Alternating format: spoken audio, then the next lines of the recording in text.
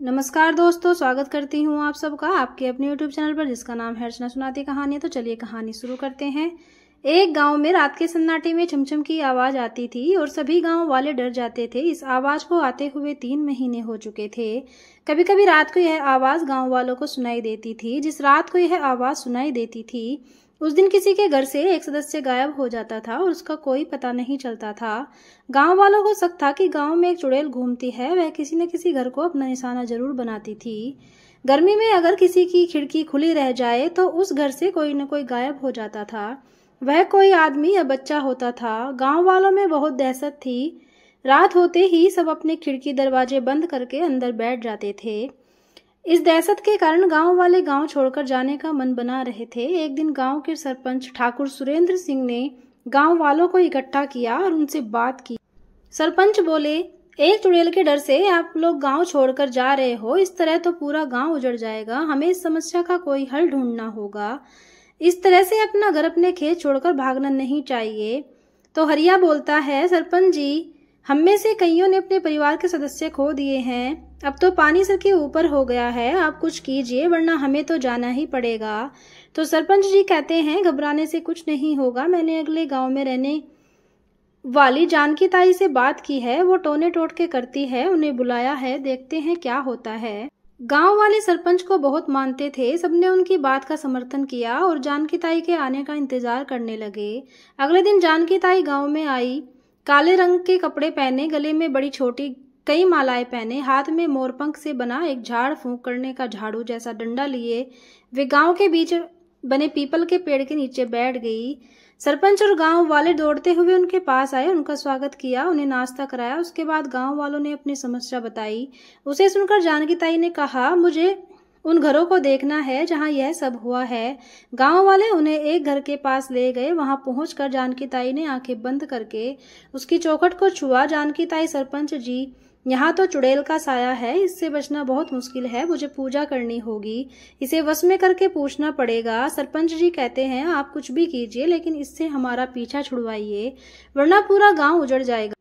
जानकी ताई बोली, कोई भी आत्मा किसी को यूं ही परेशान नहीं करती। कुछ गलती तो आप लोगों ने भी की होगी। वहीं मुझे जानना है, तभी उसका हल निकलेगा। आप पूजा की तैयारी कीजिए, मैं कल आऊंगी। पूरी रात गांव में उजाला रखिएगा, आग जलाकर, और पूरा गांव पूजा में शामिल होगा। घर में एक बच्चा भी नहीं रहना चाहिए वरना वो चुड़ैलों से अपना निशाना बना लेगी।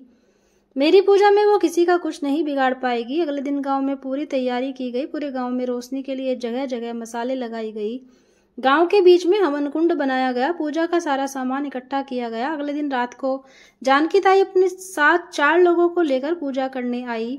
सभी ने काले कपड़े पहने थे। पूरा गांव वहां इकट्ठा था। जानकी ताई कहती हैं, कोई भी चुड़ैल के आने पर डरेगा नहीं, न ही उस पर हमला करेगा। मैं उसे वश में करूंगी और उसकी आत्मा को मुक्ति दिलाऊंगी। कुछ देर बाद पूजा शुरू हुई। मंत्रों का जाप होने लगा। तभी दूर पीपल के पेड़ पर एक काला साया दिखाई दिया।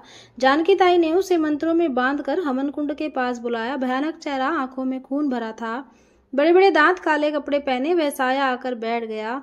उसके जिस्म से मुर्दे के जलने जैसी शमशान की बदबू आ रही थी। जानकी ताई, कौन है तू? गांव वालों को क्यों परेशान कर रही है? यहाँ से गायब हुए लोग कहाँ हैं? तो चुड़ैल कहती है, मैं पूरे गांव को खत्म कर दूंगी। मैंने सबको मारकर खा लिया। जिनके घरों के लोग गायब थे वे ये सुनकर रोने लगे। उनके रोने की आवाज सुनकर चुड़ैल और जोर जोर से हंसने लगी। तो जानकी ताई कहती है, सच सच बता, नहीं तो तुझे यहीं भस्म कर दूंगी। यह कहकर उन्होंने एक मंत्र पढ़ा जिससे चुड़ैल बेचैन हो गई। चुड़ैल कहती है, रुको बताती हूँ। मैं इस गांव में रहती थी। मेरा नाम पूनम है। मेरे कोई बच्चा नहीं था, इसलिए एक तांत्रिक ने मुझे रात को पीपल के नीचे दिया जलाने के लिए कहा। मैं वही कर रही थी। गांव वालों ने सोचा मैं जादू टोना कर रही हूँ। इस सरपंच और गांव के कई लोगों ने रात ही में मेरा गला दबाकर मुझे मार दिया। मैं इनसे बदला लेकर रहूंगी। जानकी ताई, क्यों सरपंच, यह सच कह रही है क्या? तो सरपंच कहते हैं, ताई, हमसे बहुत बड़ी भूल हो गई। जानकी ताई कहती है, इन्होंने तेरे साथ बहुत गलत किया। अब ये बता, गांव वाले जिन्हें तूने बंदी बनाया है वो कहाँ हैं और तेरी मुक्ति कैसे होगी? चुड़ैल ने कहा, मैं किसी को नहीं छोड़ूंगी और हर घर से एक बलि लूंगी। यह कहकर वह गायब हो गई। सरपंच बोला, अब क्या होगा जानकी ताई? जानकी ताई, तुमने एक निर्दोष औरत की हत्या की है। इसका कलंक पूरे गांव को लगा है। यह सुनकर सभी गांव वाले डर गए। तो जानकी ताई, एक काम करो, अपने घर के दरवाजे पर दोनों एक एक कील ठोको, उसमें 4-4 हरी चूड़ियां लटका दो, उसके बीच में एक सिंदूर का टीका लगा दो। इससे उस घर में यह नहीं घुस सकेगी। यह काम घर की औरतें करें और अपने सुहाग पर से चूड़ी और सिंदूर उतार कर उसे टांगे। रात को कोई घर से बाहर न निकले। सभी गांव वालों ने ऐसा ही किया। अब उन्हें छमछम की आवाज सुनाई देती थी, लेकिन किसी घर से कोई गायब नहीं होता था। एक दिन जानकी ताई गांव वालों का हालचाल जानने के लिए गांव पहुंची। गांव वालों से बात करने पर उन्हें यह सब ठीक लगा। जानकी ताई, वो सब तो ठीक है, लेकिन यह सब ज्यादा दिन नहीं चल पाएगा। एक दिन कोई न कोई गलती से बाहर निकल जाएगा।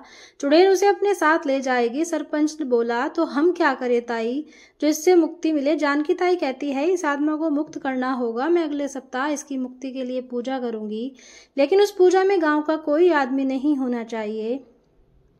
एक सप्ताह बाद रात के समय जानकी ताई पूजा करने की तैयारी कर रही थी। तभी वह चुड़ैल वहां आ गई। चुड़ैल बोली, तू मुझे मुक्त करना चाहती है तो पहले गांव वालों को मार जिन्होंने मुझे मार दिया। तो जानकी ताई कहती है, अब उन्हें माफ कर दे, नहीं तो तू हमेशा भटकती रहेगी। चुड़ैल बोलती है, नहीं, मैं उन्हें कभी माफ नहीं करूंगी, खास तौर पर सरपंच को। तभी वहां सरपंच आ जाता है। सरपंच कहता है, तुझे मेरी जान लेनी है तो ले, लेकिन इन गांव वालों को माफ कर दे।